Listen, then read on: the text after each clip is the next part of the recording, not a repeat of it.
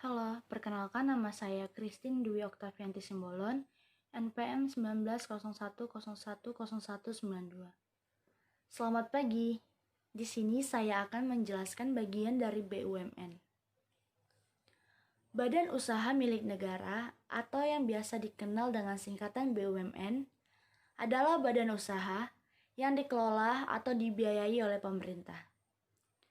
Jika badan usaha itu dikelola atau dibiayai oleh pemerintah, maka perusahaan itu disebut dengan perusahaan daerah atau yang disingkat dengan PD. Contoh dari perusahaan daerah itu misalnya PAMD atau singkatan dari Perusahaan Air Minum Daerah dan PD Kebersihan. Ada beberapa perusahaan yang dikelola oleh pemerintah. Salah satunya adalah perusahaan umum atau yang disingkat menjadi Perum.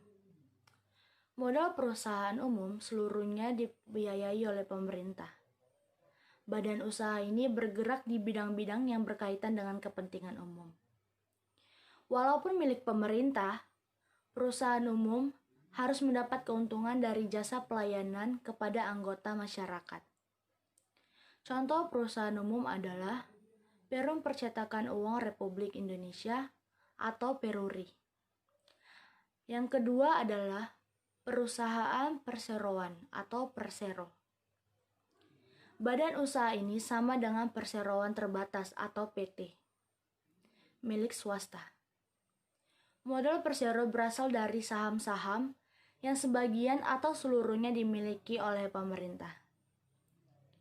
Pemerintah bertindak sebagai pemegang saham. Sebagai badan usaha, persero milik pemerintah ini harus mendapatkan keuntungan.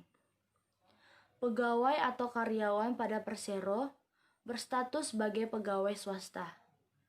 Sementara, pegawai atau karyawan pada perusahaan umum adalah pegawai negeri. Contoh persero adalah PT Telkom, PT Pos Indonesia, PT Perkebunan Nusantara, PT Kereta Api, dan PT PLN. Jadi, semua perusahaan yang berkaitan dengan BUMN dikelola dan dibiayai oleh pemerintah itu sendiri.